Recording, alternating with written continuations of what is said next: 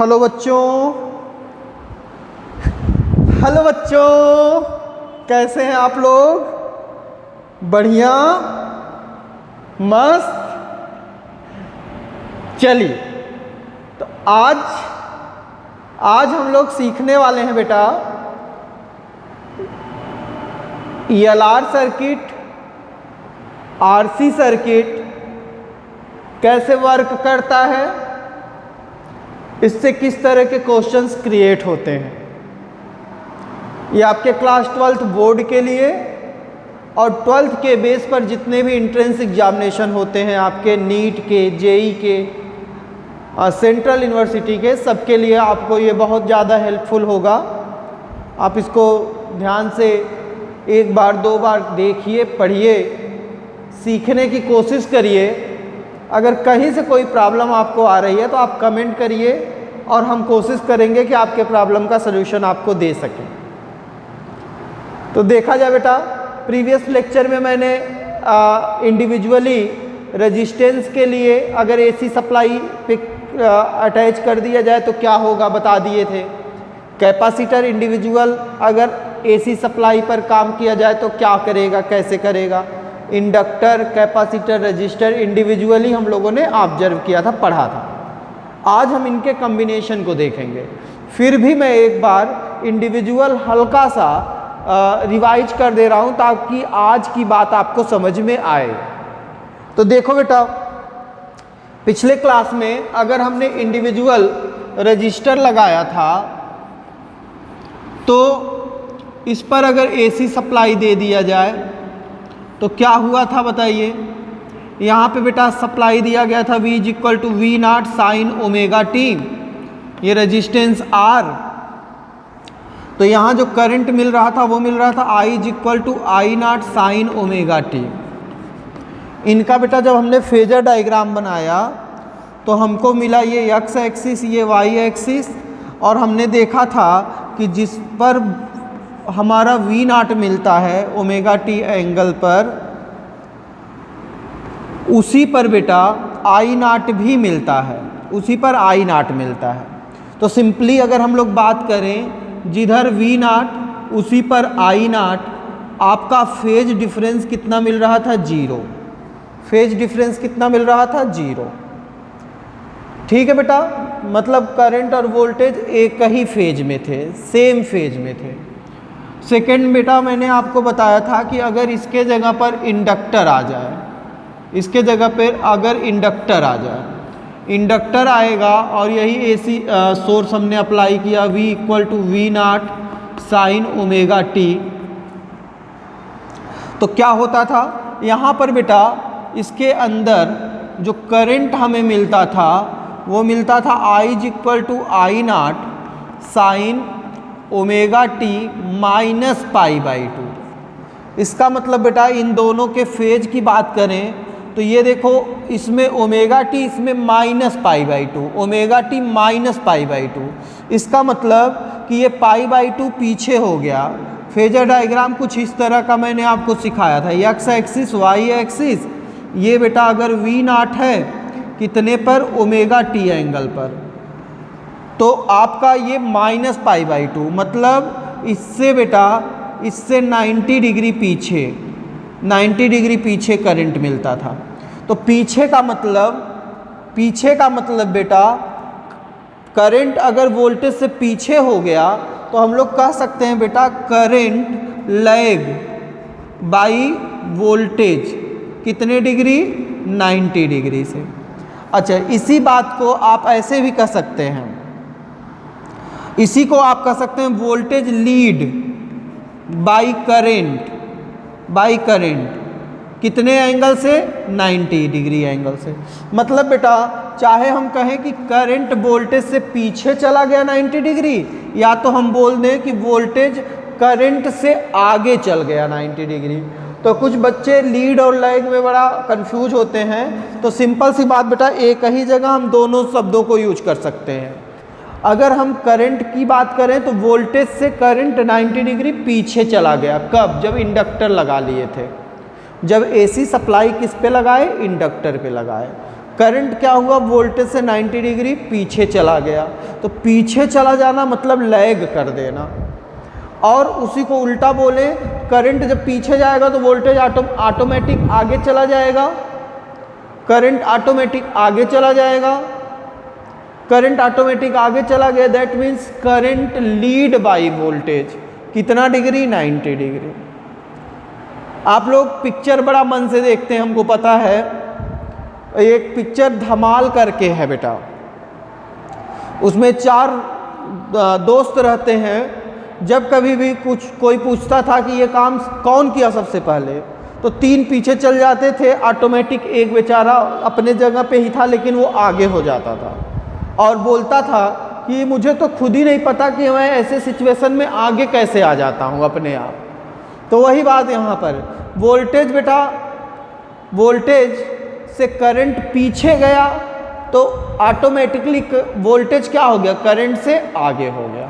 तो आगे हो जाना मतलब लीड कर जाना, पीछे हो जाना मतलब लैग कर जाना।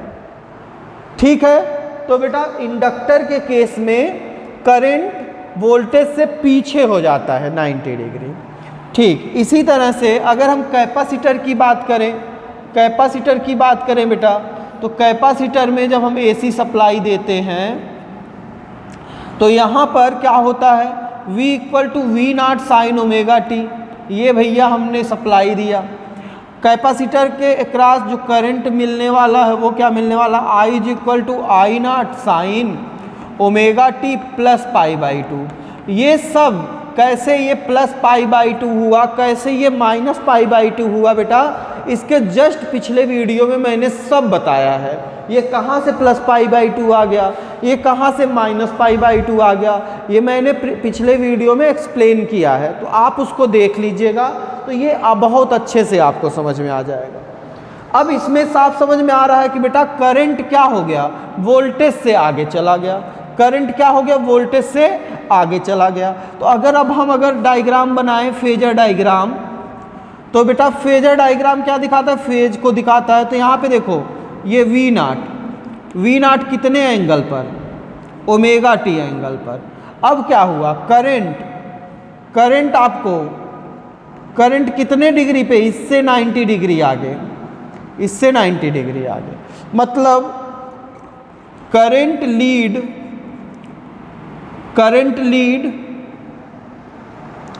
बाय वोल्टेज कितने डिग्री, 90 डिग्री।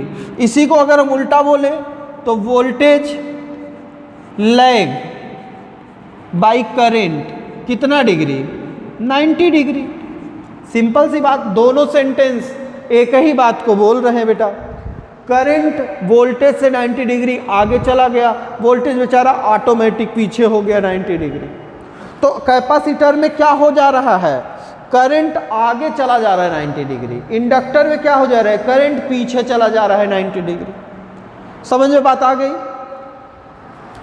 अच्छा, अब जैसा कि मैंने एक देखो फेजर डायग्राम यहाँ बनाया, फिर यहाँ बनाया, फिर यहाँ बनाया। यहाँ बेटा मैं एक अलग से बनाया हूँ, तो जो ये अलग से बनाया हूँ ये सिंपल फेजर डायग्राम इसको कह सकते हैं, सिर्फ रिप्रेजेंट करने का तरीका। एग्जैक्टली तो बेटा यही होता है। अब इसमें मैंने क्या दिखाया कि वोल्टेज जिस रास्ते पर, उसी रास्ते पर करंट। रजिस्टर में यहाँ पर वोल्टेज जिस रास्ते पर, करंट क्या हो जाएगा, करंट उससे 90 डिग्री पीछे हो जाएगा। करंट बेटा 90 डिग्री पीछे हो जाएगा। ये सिंपल फेजर डायग्राम, इसको आप फेजर डायग्राम ही कहोगे, सिंपल कहोगे। यहाँ पर क्या, वोल्टेज, करंट क्या हुआ, करंट क्या हुआ, 90 डिग्री आगे चला गया। समझ में बात आ गई। तो ये बेटा हमने प्रीवियस क्लास में आपको बताया था। अब इनको ऐड करके नई चीज़ें हमको सीखनी है। अच्छा, इसमें कुछ चीज़ें और मैंने आपको बताई थी, उसको भी ध्यान दीजिएगा। यहाँ पर I0 की बात अगर कर लें तो I0 कितना होता है, I0 = V0/R। R मतलब यहाँ का रेजिस्टेंस। इसी तरह से बेटा अगर यहाँ I0 निकालना पड़ जाए तो I0 = क्या हो जाएगा, I0 = V0/R।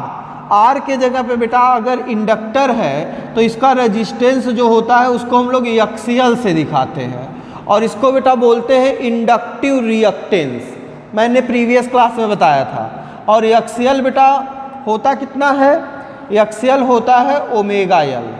यूनिट की बात कर लें तो यूनिट बेटा ओम होती है रेजिस्टेंस ही, इंडक्टर का रेजिस्टेंस। इसी तरह से यहाँ पर अगर करंट आई नॉट लिखें तो क्या लिखेंगे, V naught by X C, and that is V naught by 1 by omega C.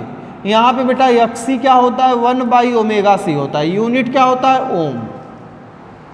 Omega क्या है बेटा, omega angular frequency, that is 2 pi F, 2 pi F. वहाँ भी ओमेगा 2 पाई एफ, एफ कहो चाहे एन कहो, स्मॉल एन से भी दिखाते हैं फ्रीक्वेंसी को बेटा। That can be written 2 pi N small N. क्यों, क्योंकि नंबर होता है ना frequency, number of cycle complete in 1 second, तो नंबर तो एन से भी दिखाते हैं, एफ से भी दिखाते हैं। तो ये हो गई पूरी कहानी। अब 2 को ऐड करेंगे, 1 बना देंगे। तो अब देखा जाए बेटा, अगर हम R और L को ऐड करें, किसको किसको ऐड करें, R और L को ऐड करें, क्या हो जाएगा बताइए। अगर हम R और L को ऐड करें,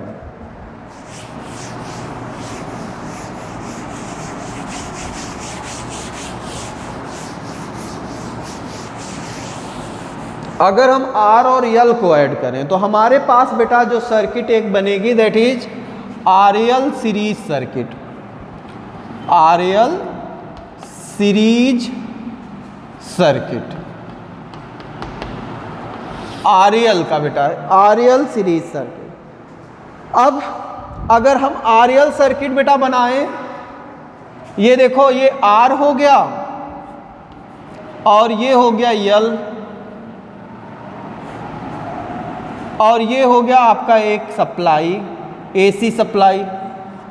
ये सप्लाई हो गया V equal to V not sine, sorry यहाँ पे अभी हम इससे निकलने वाला current I equal to I not sine omega T जो जा रहा है वो देख रहे हैं। और यहाँ पे हमने कोई पोटेंशियल अप्लाई किया, उसका फेज अभी मैं डिसाइड नहीं कर पाऊंगा क्योंकि वो डिपेंड करने लगेगा इन दोनों के ऊपर। तो यहाँ पर अब अगर हमने RL सर्किट बना दिया बेटा तो क्या होता है, रेजिस्टेंस वाले में जो हमारा पोटेंशियल होगा, रेजिस्टेंस वाले का जो पोटेंशियल होगा वो करंट के ही डायरेक्शन में होगा। बताइए, रेजिस्टेंस वाला जो पोटेंशियल वो करंट के ही डायरेक्शन में, रजिस्टर में बेटा यहाँ तो कोई फेज डिफरेंस होता नहीं है। इंडक्टर की बात कर लें, इंडक्टर में क्या होता है, वोल्टेज से करंट 90 डिग्री पीछे, तो ये अगर हमारा करंट का डायरेक्शन है तो यहाँ पे इंडक्टर वाला वोल्टेज क्या हो जाएगा, 90 डिग्री पीछे हो जाएगा। अब बेटा इन दोनों का रिजल्टेंट अगर हम लोग देखें वी नेट, तो ये क्या हो जाएगा, ये हो जाएगा स्क्वायर रूट में VR square plus VL square, और ये कितना डिफरेंस, फेज डिफरेंस, ये फाई के फेज डिफरेंस पर। अब बेटा V net is equal to square root के अंदर V net is equal to VR square plus VL square. अगर हम लोग इसका फार्मूला लिखें तो ये VR का मतलब V इज इक्वल टू क्या होता है, V इक्वल टू होता है बेटा IR, V equal to IR।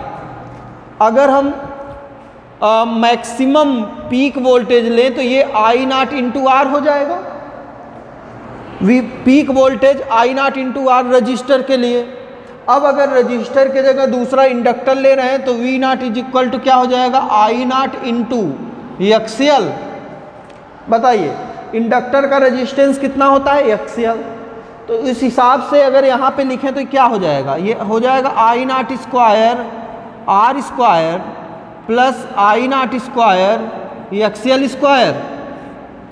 I not square बेटा दोनों में है, कॉमन ले लोगे तो ये बाहर निकल जाएगा, ये हो जाएगा आई नॉट और ये स्क्वायर रूट के अंदर हो जाएगा R square plus XL square, और ये हो जाएगा आपका वी नेट का मतलब कि V is equal to I R, net current I naught into R. R यहाँ पे जो बेटा रेजिस्टेंस मिल रहा है वो दो का कम्बिनेशन, कंबाइंड रेजिस्टेंस। जब दो का कंबाइंड रेजिस्टेंस, दो का मिल करके जो रेजिस्टेंस बनता है उसी को बेटा बोलते हैं इम्पीडेंस। उसी को क्या बोलते हैं? इम्पीडेंस।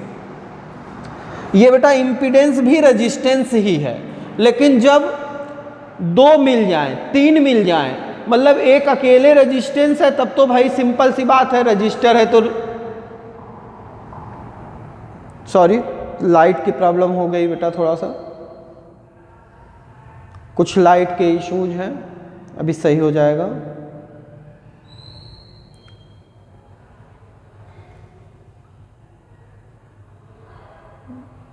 दो मिनट का प्रॉब्लम है।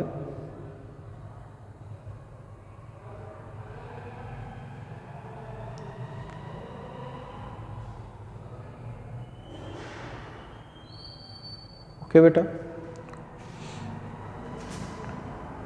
तो यहां पर आई नॉट बेटा, आई नॉट इंटू जेड, जब मिला जुला रेजिस्टेंस तो जेड होता है, तो आई नॉट से आई नॉट कैंसिल हो जाएगा, तो यहां से बेटा net impedance Z equal to आपको क्या मिल जाएगा? जेड इक्वल टू मिल जाएगा स्क्वायर रूट में R square plus XL square, ये इम्पीडेंस हो गया। अच्छा, अगर हम स्क्वायर रूट हटा के देखें तो ये हो जाएगा Z square equal to R square plus XL square, और ये ऐसा आप लोग कई बार किए हैं। ऐसा तब होता है अगर यहाँ पे हम इस अपने इस ग्राफ की बात करें, वी आर इधर तो रेजिस्टेंस इधर, इधर हो गया रेजिस्टेंस आर, और वी एल किधर नीचे की तरफ, तो एक्सएल नीचे की तरफ, एक्सएल नीचे की तरफ। अब एक्सएल और आर का नेट इनके बीच में जाएगा, दैट इज जेड, और कितने पर? फेज डिफरेंस फाई पर। फेज डिफरेंस कितना भाई? नीचे की तरफ शिफ्ट हुआ है, कितने पर? फाई पर। अब बेटा ये फाई कितना होगा? यहां से अगर हम चाहें तो निकाल सकते हैं फाई। ये अगर एक्सएल है, अगर ये एक्सएल है, इसको हम पैरेलल शिफ्ट कर दें, यहाँ पर पैरेलल शिफ्ट कर दें, तो एक्सएल क्या है? यही एक्सएल होगा, यहाँ वाला ये एक्सएल। अब ये अगर एंगल है तो एंगल के सामने, एंगल के सामने का साइड क्या होता है? ये एक ट्रायंगल जैसा नहीं बन गया? तो ट्रायंगल में एंगल के सामने वाली साइड परपेंडिकुलर, ये base perpendicular upon base tan theta होता है। तो यहां से बेटा क्या हो जाएगा? tan phi is equal to क्या? परपेंडिकुलर मतलब एक्सियल बाई बेस कितना? r, perpendicular upon base. तो यहाँ से हम कितने फेज पर ये कितनी इसकी शिफ्टिंग होगी ये पता चल जाएगा, हमें कितना नेट इम्पीडेंस मिलेगा ये पता चल जाएगा। समझ गए? कितना नेट पोटेंशियल आपको मिल रहा है वो पता चल जा रहा है। ठीक है, समझ में आ गया बेटा? अब आई नॉट अगर आपको निकालना हो, आई नॉट अगर निकालना हो तो आई नॉट आपको क्या मिलेगा? Peak current. पीक करंट बेटा अगर निकालना हो तो क्या मिलेगा? I not is equal to V not net potential. Net potential यहां से मिलेगा, सॉरी ये V is equal to V not sine omega T से, तो वी नॉट बाई जेड ये आपको मिल जाएगा पीक करंट। पीक करंट मिल जाएगा। और क्या क्वेश्चन इसमें पूछ सकता है आपसे? एक्सएल का मतलब इनका इंटरनल रेजिस्टेंस कितना है? इनका एक्सएल हम आपको बता चुके हैं, एक्सएल होता है ओमेगा एल। और क्वेश्चन में पूछ सकता है करंट एट टाइम टी, तो करंट एट टाइम टी क्या हो जाएगा? करंट बेटा जो नेट करंट आने वाला है वो भी फेज फाई के अंतर पे होगा, मतलब जो नेट करंट आएगा आपको, नेट करंट जो मिलेगा वो मिलेगा I is equal to I not sine omega T minus phi. अरे भाई जो टी टाइम पर करंट मिलेगा, टी टाइम का मतलब जब इसके अंदर करंट जाना चालू होगा तो इनका पोटेंशियल उसके वजह से एक नया पोटेंशियल मिलेगा, एक नया पोटेंशियल मिलेगा तो उसके वजह से एक नया करंट मिलेगा। अब जैसे सप्लाई चाहती रहेगी वैसे वैसे करंट आपका मिलता रहेगा, मतलब अलग अलग समय पर अलग अलग करंट मिलेगा। अब करंट किसके फंक्शन में होगा? साइन के फंक्शन में होगा, टाइम का फंक्शन होगा।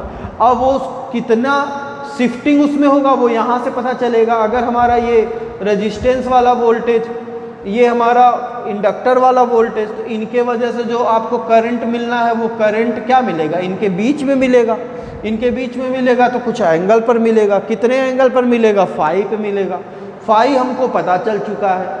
तो इन सारी बातों को जानने के बाद, इन सब बातों को जानने के बाद अब हम इस पे क्वेश्चन कर सकते हैं। तो एक बार चीज़ों को मैं रिवाइज कर दे रहा हूँ अगेन। देखो बेटा, इंडिविजुअल अगर रजिस्टर है तो जिस रास्ते पर वोल्टेज उसी रास्ते पर करंट, जिस रास्ते पर वोल्टेज उसी रास्ते पर करंट। अगर अकेले इंडक्टर है तो जिस रास्ते पर वोल्टेज करंट उससे 90 डिग्री पीछे। अब क्या किए? अब रजिस्टर और इंडक्टर को मिला दिए। जब मिला दिए तो रजिस्टर वाला वोल्टेज करंट के डायरेक्शन में और इंडक्टर वाला वोल्टेज उससे 90 डिग्री पीछे। अब इन दोनों के मदद से यहाँ पे मैंने एक नेट पोटेंशियल निकाला जो फाई एंगल पर है। कितना है? VR² plus VL²। यहाँ से बेटा वैल्यू पुट किया I0R², I0XL², और हमें मिल गया ये नेट इम्पीडेंस मिल गया। अब इम्पीडेंस वाले ऑब्जर्वेशन से मैंने यहाँ फाई निकाल लिया। फाई कितना हो गया? फाई हो गया tan phi = XL/R। ठीक। अब अगर हमें फाई पता चल गया, जेड पता चल गया, I0 निकालना हो तो peak voltage upon net impedance by total voltage upon resistance. Total resistance impedance है, यहाँ से करंट मिल गया।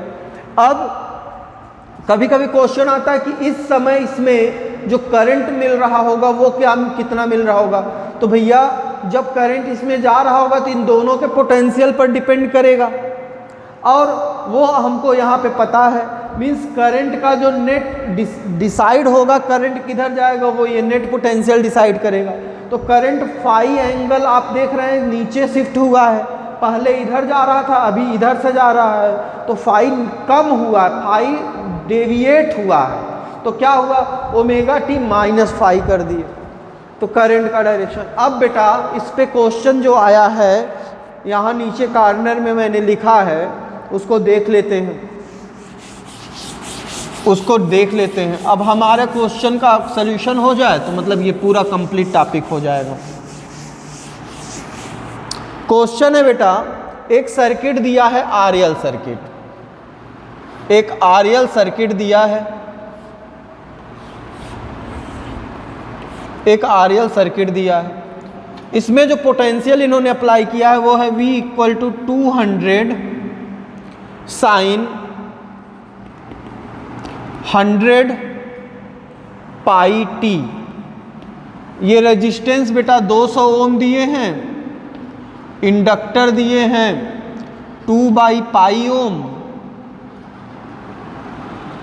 सॉरी हेनरी, इंडक्टेंस है तो बेटा हेनरी, 2/π हेनरी।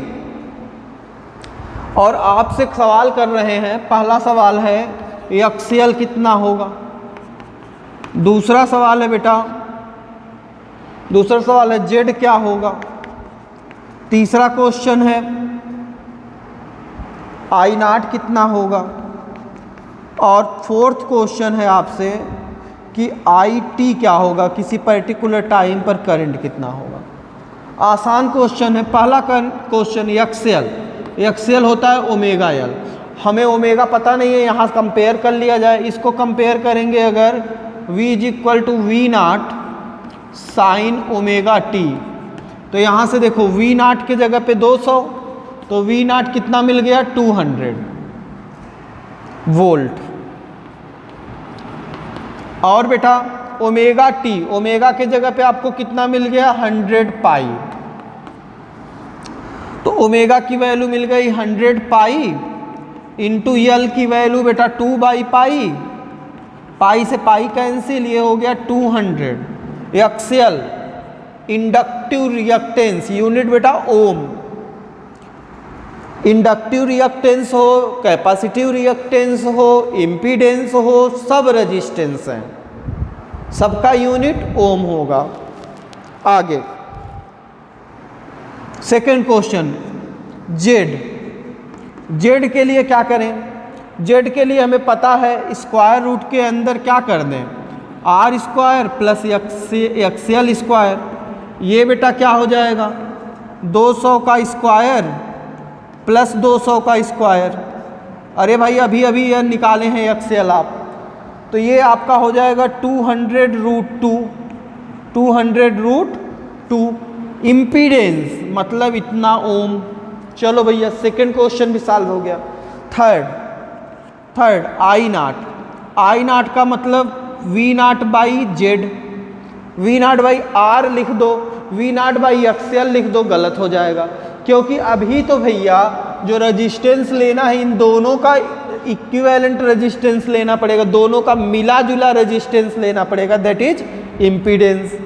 अब ये बेटा वी नाट कितना, वी नाट 200, इम्पीडेंस कितना 200√2, 200 कैंसिल, ये हो गया 1/√2।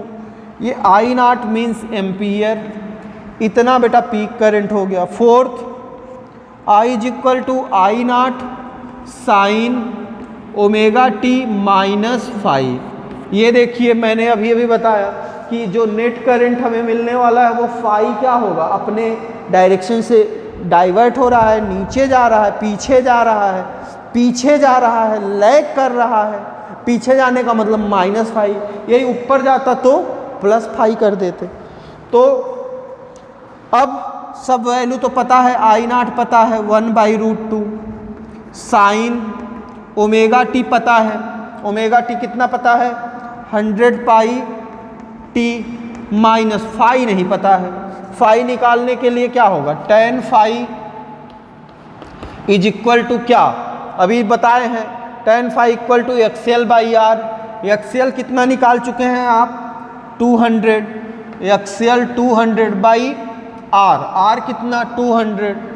अब भैया अगर डिवाइड करोगी ये 1 हो जाएगा, और ये tan फाई 1 कब होता है, tan 45 डिग्री पर, मतलब कि tan π/4 पर। तो बेटा फाई के जगह पे कितना आ गया, π/4।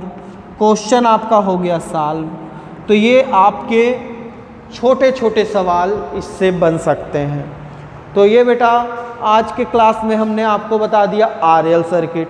नेक्स्ट लेक्चर में हम आपको बताएंगे RC सर्किट क्या होता है, उसमें आपका क्या इम्पीडेंस आना है, क्या करंट आना है, समझ रहे हैं। तो आज के लिए इतना ही, पढ़ाई करते रहिए, मस्त रहिए। All the very best.